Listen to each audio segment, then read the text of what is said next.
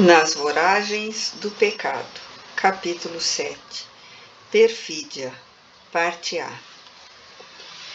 Alguns dias depois, a suposta condessa de Louvigny dirigiu-se cedo para o Louvre, encaminhando-se imediatamente para os apartamentos da rainha. Corria a notícia pelas antecâmaras que uma bela provinciana das fronteiras da Alemanha fora admitida nos serviços particulares da poderosa soberana. Razão porque vira ela, ao ingressar ao palácio, naquela manhã, sorrisos amáveis, saudando-lhe a beleza e curvaturas gentis, provando-lhe respeito.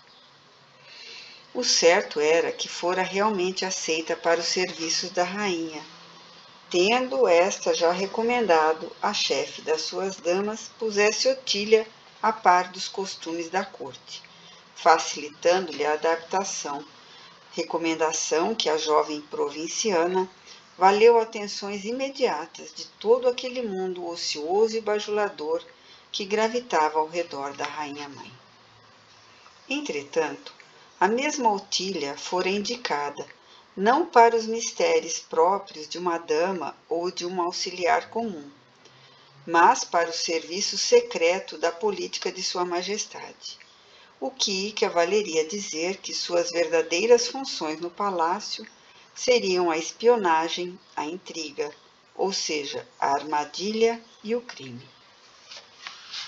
Todavia, Catarina era bastante sagaz e inteligente para isso mesmo declarar de uma Louvigny o que seria perigoso, principalmente quando sua primeira presa por intermédio da linda menina seria Luís de Narbonne.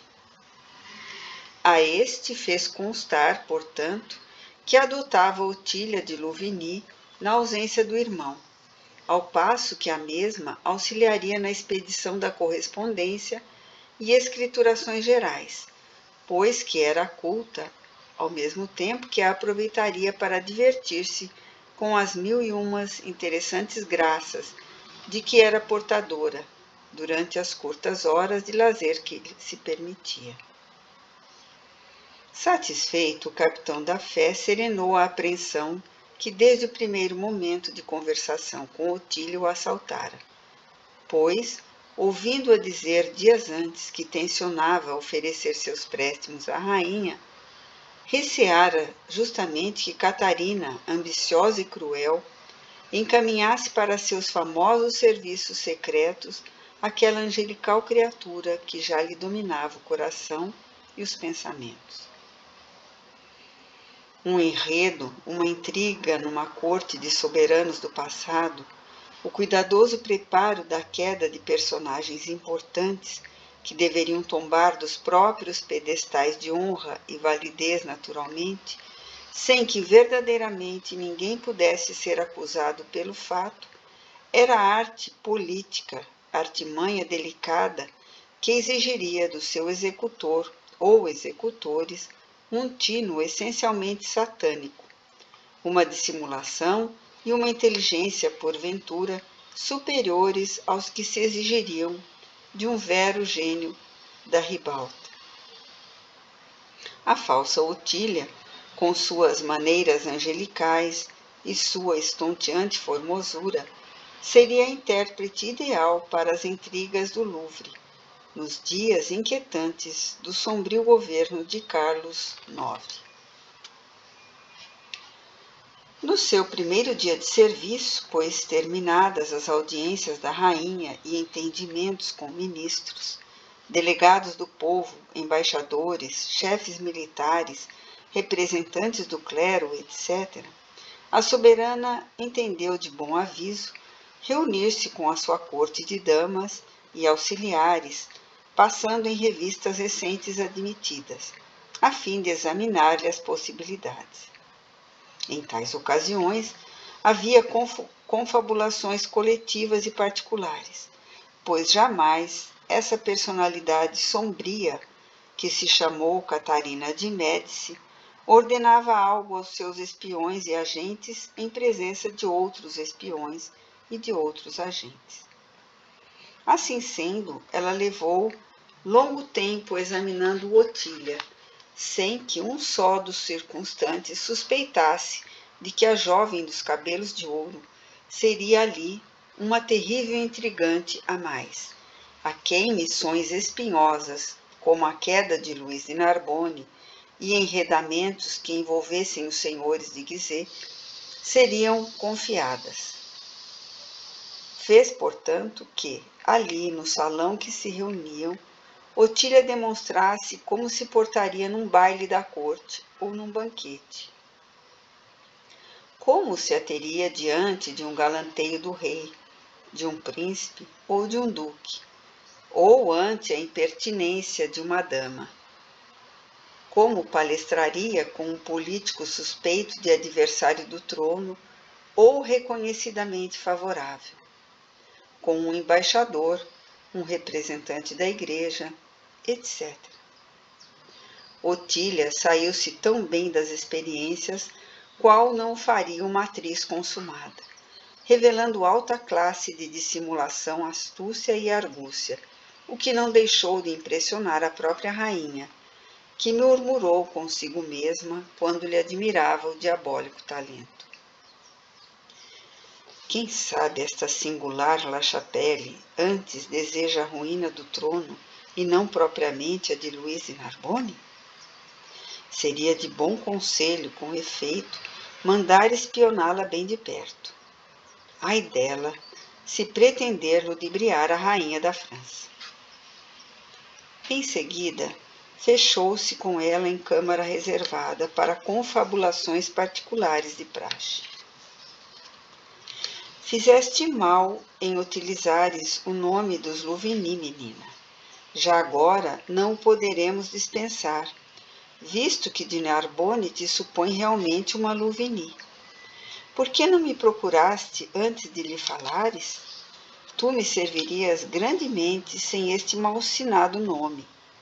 És incomparável na arte de dissimular e mentir. Majestade, confesso que me achava desorientada. Não maturei bastante o programa a ser executado. Meu único fito era ferir de Narbonne de qualquer forma. E meu próprio nome seria um empeço. Prometo a vossa majestade, porém, que mesmo sob o nome usurpado, trabalharei a contento. Poderias ter escolhido outro. Arthur é personagem agradável ao rei. Não inspiraria confiança de Narbonne, e teria de ser um nome conhecido e acatado, já que usar o meu era impossível. Minha própria amiga, irmã do coronel de Louvigny, dona do nome, sugeriu-me usá-lo para melhor efeito, depois da sua morte, conforme já tive a honra de explicar a vossa majestade. Faze como quiseres. Manterei o coronel distante enquanto for possível. Pensou durante alguns instantes e depois continuou. Dar-te-ei liberdade de ação para o caso de Narbonne, mas de ti exigirei sondares dele noticiário circunstanciado quanto aos duques de Guise. São amigos e dizem que os de Guise conspiram. Assim farei, senhora, e ficareis contente com a humilde serva, respondeu a falsa Otília, recordando as instruções da amiga agonizante, cuja alma se diria também inspirar Catarina no momento. De hoje a 3 dias haverá baile na municipalidade, tornou a rainha, delineando um programa do qual somente ela estaria segura. Mas não poderás a ele assistir, visto que ainda não foste apresentada à corte. Estarás, contudo, ali hoje com as demais damas às 4 horas da tarde, examinando a decoração, se estará contento.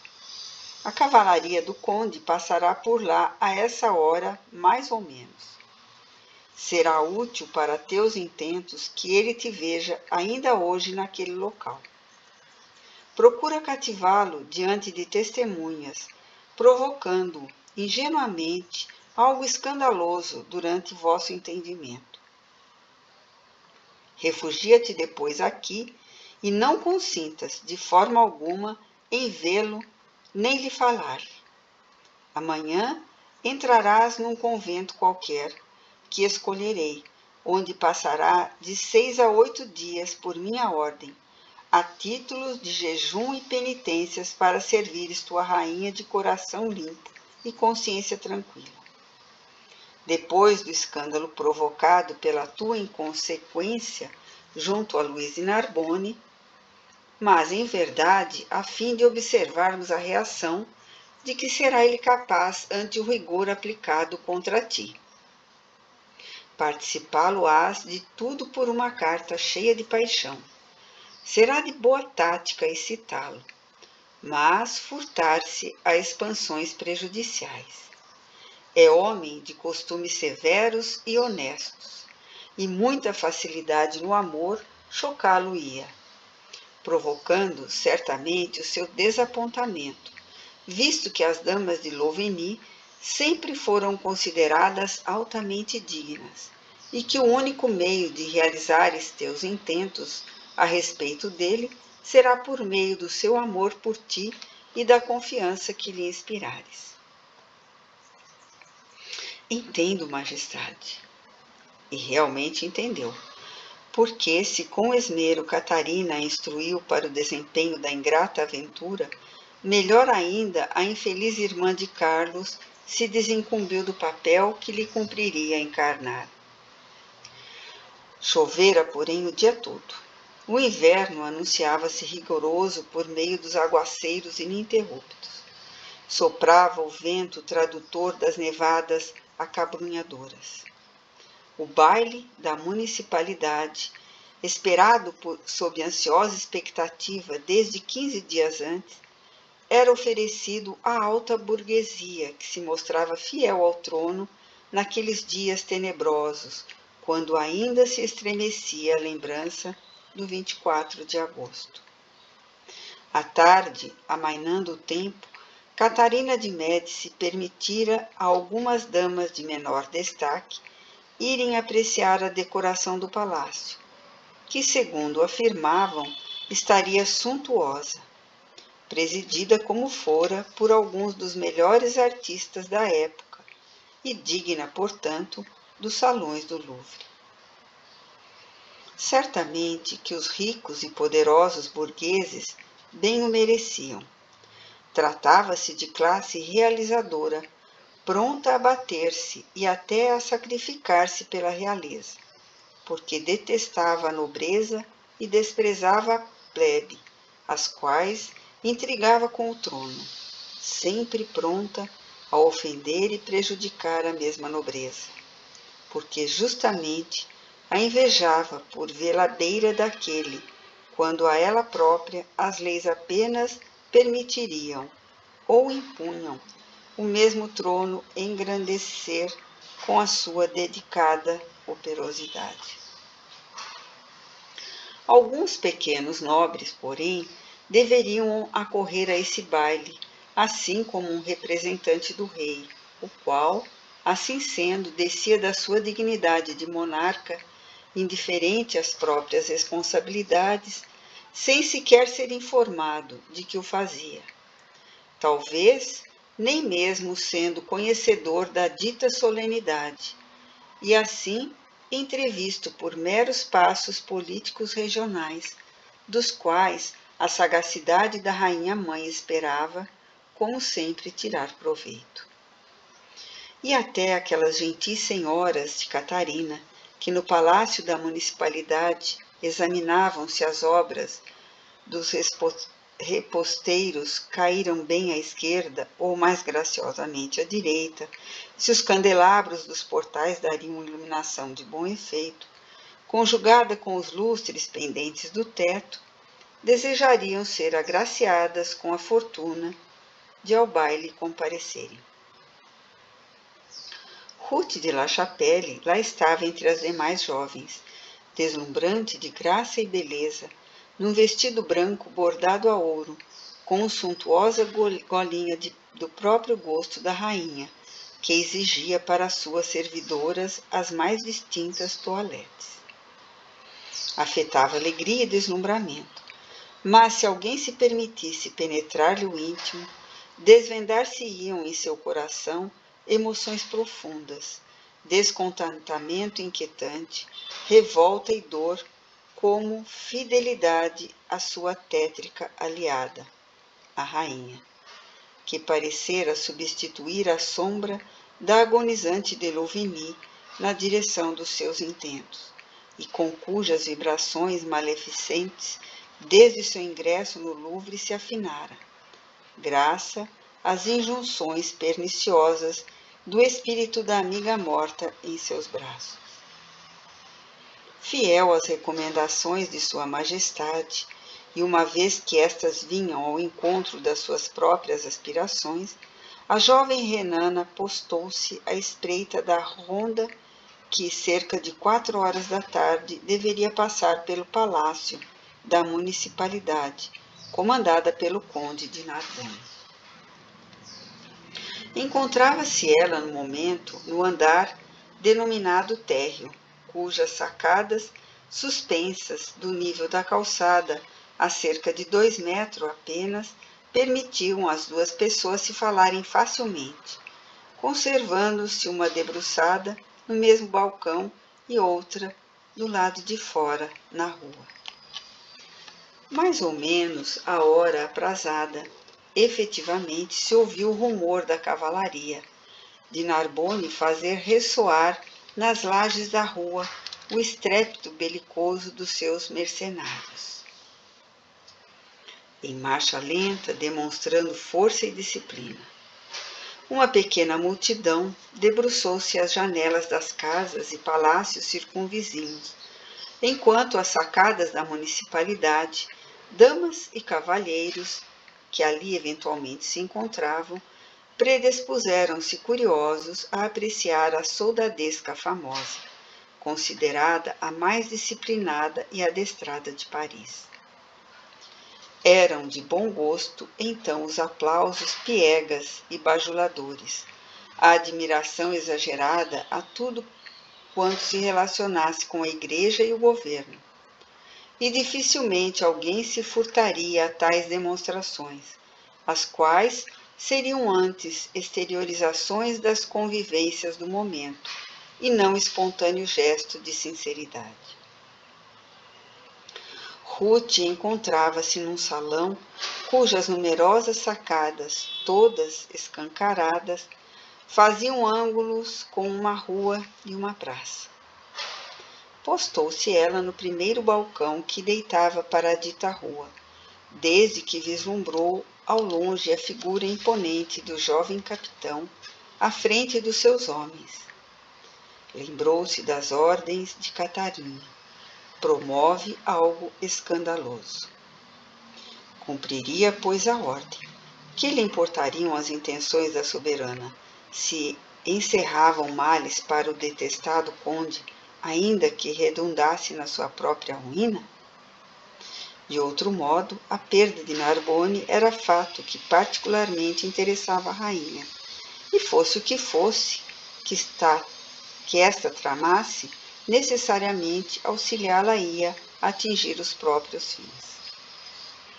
Avistando-a ao balcão, ainda uns 10 passos distantes, Luís sorriu ardoroso e feliz, com expressão de sincero encantamento que havia vários dias seus superiores e quantos rodeavam descobriram em toda a sua pessoa.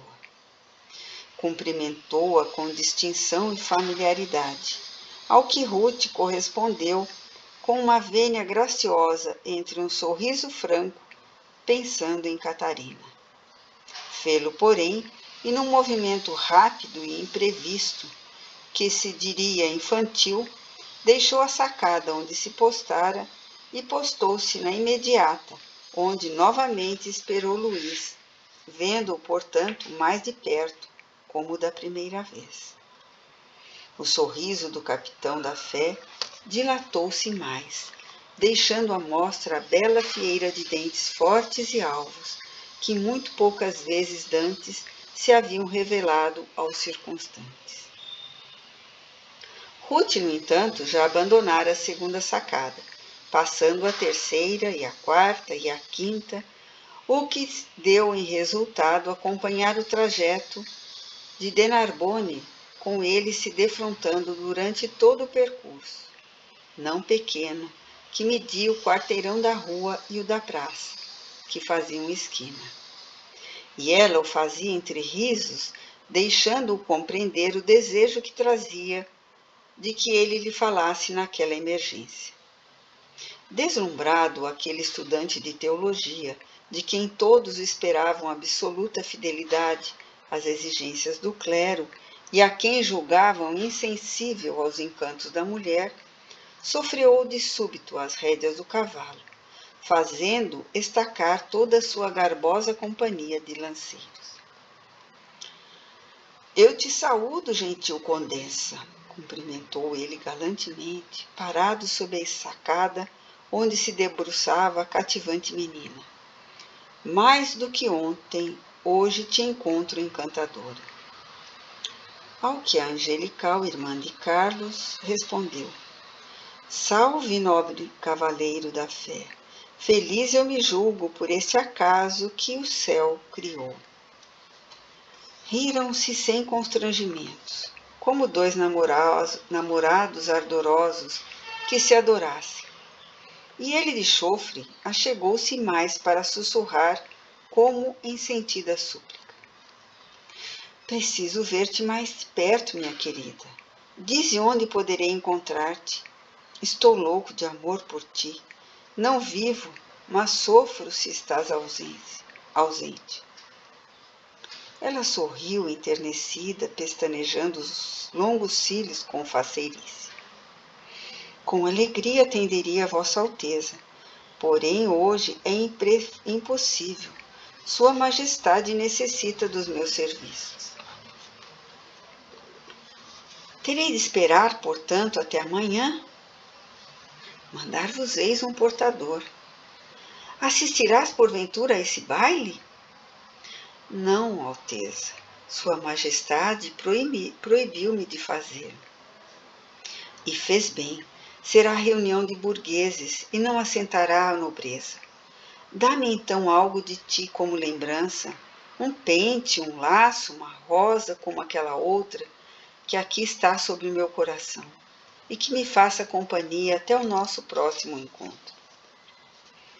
Excitada, sôfrega, afetando os olhos estranhos em realismo chocante, como se efetivamente a ardência amorosa do belo cavaleiro possuísse a magia de despertar-lhe emoções de amor, Ruth despregou um lenço dos próprios vestidos e atirou-lhe.